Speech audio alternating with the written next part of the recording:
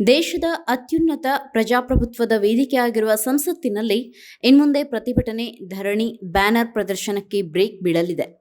ಮುಂಗಾರು ಅಧಿವೇಶನಕ್ಕೂ ಮುನ್ನವೇ ಲೋಕಸಭಾ ಸಚಿವಾಲಯ ಸಂಸದರಿಗೆ ಕಟ್ಟುನಿಟ್ಟಿನ ಹೊಸ ಮಾರ್ಗಸೂಚಿಗಳನ್ನು ಜಾರಿಗೊಳಿಸಿದ್ದು, ಸಂಸತ್ ಭವನದೊಳಗಿನ ಶಿಸ್ತು ಮತ್ತು ಭದ್ರತೆಗೆ ಮೊದಲ ಆದ್ಯತೆ ನೀಡಿದೆ.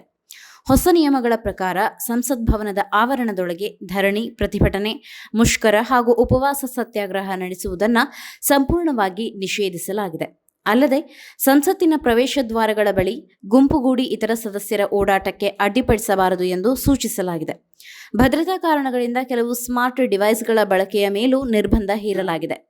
ಸಂಸತ್ ಸಂಕೀರ್ಣದೊಳಗೆ ಧಾರ್ಮಿಕ ಆಚರಣೆಗಳು, ಪೂಜೆ, ಲಾಠಿ, ಮಾರಕಾಸ್ತ್ರಗಳು, ಬ್ಯಾನರ್ಗಳು ಹಾಗೂ ಪ್ಲಕಾರ್ಡ್ಗಳನ್ನು ತರುವುದಕ್ಕೂ ಅವಕಾಶವಿಲ್ಲ ಎಂದು ಸ್ಪಷ್ಟಪಡಿಸಲಾಗಿದೆ.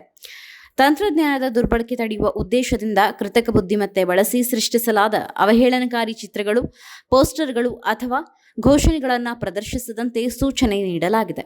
ಈ ಹೊಸ ನಿಯಮಗಳನ್ನು ಉಲ್ಲಂಘಿಸುವ ಸಂಸದರ ವಿರುದ್ಧ ಸೂಕ್ತ ಕ್ರಮ ಕೈಗೊಳ್ಳುವುದಾಗಿ ಲೋಕಸಭಾ ಸಚಿವಾಲಯ ಎಚ್ಚರಿಕೆ ನೀಡಿದ್ದು, ಸಂಸತ್ತಿನ ಘನತೆ ಹಾಗೂ ಶಿಸ್ತು ಕಾಪಾಡಲು ಎಲ್ಲ ಸದಸ್ಯರು ಸಹಕರಿಸುವಂತೆ ಮನವಿ ಮಾಡಿದೆ.